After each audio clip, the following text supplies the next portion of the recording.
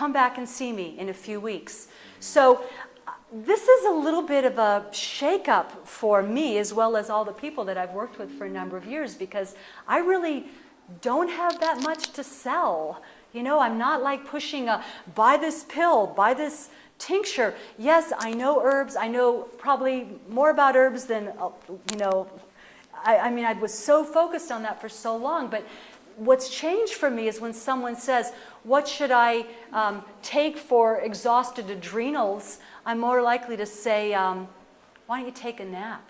Instead of, you know, why don't you take some Siberian ginseng so you can go, go, go, like a maniac? Or, you know, another thing is, what should I take for a headache?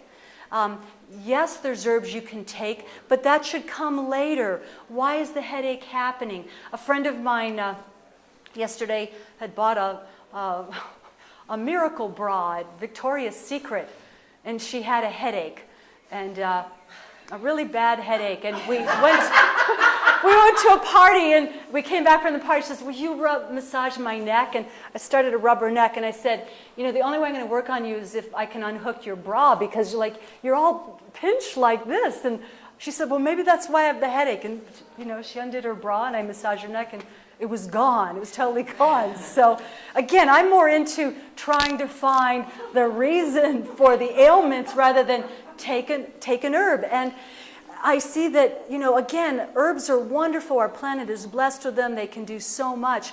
But I want to take things a step further. And rather than take an herb instead of take a drug, yeah, that's a good step, because herbs help keep the planet green, and, you know, they support small local businesses very often, and, you know, they smell great, and they've been used for thousands of years. I can get behind all that.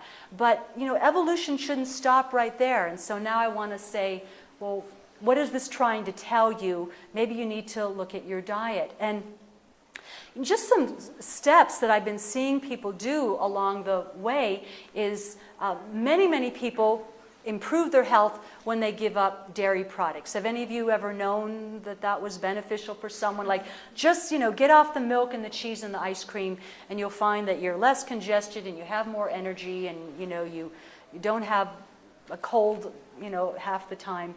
The other thing is wheat. How many of you found that wheat might be something not to do so much of in your diet?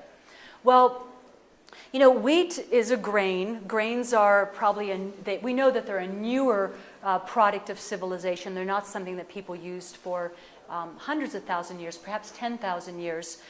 Grains, they can be sprouted. I do sometimes sprout things like quinoa or buckwheat, or I sometimes sprout wheatgrass or rye to grow ryegrass.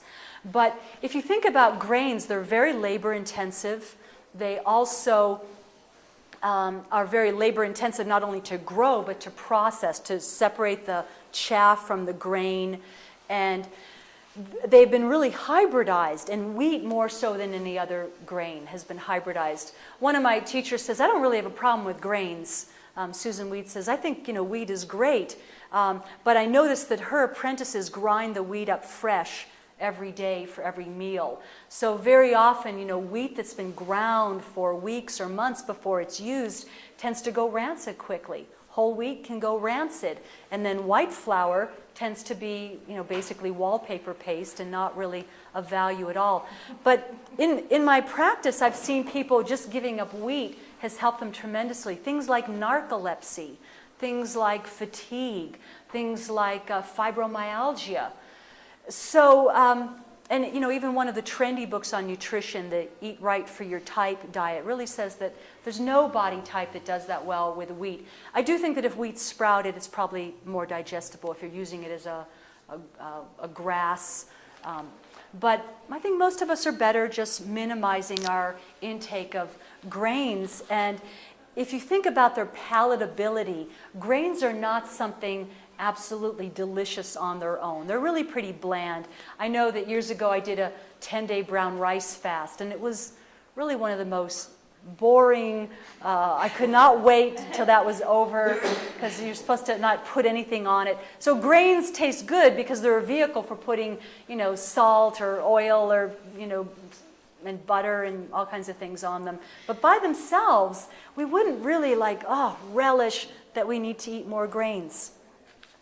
So I think throughout history that raw foods, as I said, the Urantia book says Adam and Eve about 38,000 years ago ate raw foods, but cooking, the Urantia book also says Adam and Eve were not the first two humans, that there were humans about 1 million years ago, and Adam and Eve were extraterrestrials. I know, I better not get too way out there, but the cooking was done way before Adam and Eve got here, but Adam and Eve chose to eat only raw foods. It wasn't that fire hadn't been invented yet. It was this is really the best thing to do. And perhaps when people were having to eat meat, cooking was going to make meat safer. But if anyone were ever questioning, is meat really a good thing to keep eating, again, perhaps it served civilization to get to this point where it is now, but there's a lot of reasons to really question, do we really need to continue that? When you think about the commercialization of the animal industry and how overcrowded those conditions are, and if you believe at all in the doctrine of signatures, what kind of health can you get from animals that are tortured, meaning like so crowded together and have the lights left on 24 hours and being forced to eat recycled animal manure? And a really eye-opening book is Fast Food Nation. I would highly recommend it to anybody. And so if you're eating animals that are miserable and unhappy and living basically a hell on earth existence, that's not the same as, when buffalo roamed the earth and hunting was done in a sacramental sort of way. So, and then, now the wild game are considered dangerous. I would think someone would be really taking a chance to say, well, I'm just going to hunt wild animals when we have wasting disease. Now, why is wasting disease occurring? One of the theories that I've heard from hunters is that the wild game are actually being lured to ranches to eat processed food.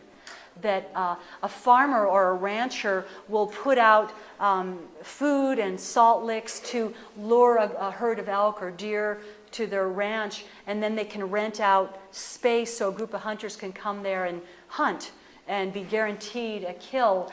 But so if the animals are eating processed food, maybe that's where part of the health problem comes in.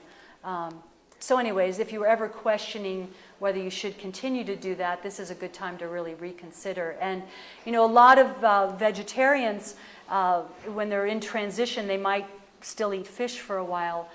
But, and for many years I said, well, what can they do to the fish? The fish is wild and the fish is really pretty, what can they do to it? But most fish is factory farmed. And if it's not factory farmed, there's the concern about mercury toxicity. So factory farmed fish, it's kind of deceptive in the advertising because you might see an ad, it'll say North Pacific salmon, and if you ask at the fish counter, they'll say, well, it's really a factory farm in the North Pacific. It doesn't necessarily mean that it's a wild caught fish anymore. So the idea of holding on to fish as a stronghold or like the bridge between vegetarianism and meat eating, it doesn't seem like that's such a great concept anymore because the fish that are factory farmed are being fed animal byproducts. They feed them beef byproducts to make them get fat faster. So salmon being a fatty fish, you're trying to avoid beef, but they're eating beef byproducts, Think about that. And then they're also feeding them pink pellets so that they will have pink colored flesh. And they also feed them antibiotics so that they can guarantee that the fish are disease free. So it's something to consider. So I don't think that fish really is the healthiest choice on the menu any longer. I know a few years ago it was really trendy, eat more fish, it's heart healthy, and it's maybe better than animal foods, but it's time to go a step further if you're ready.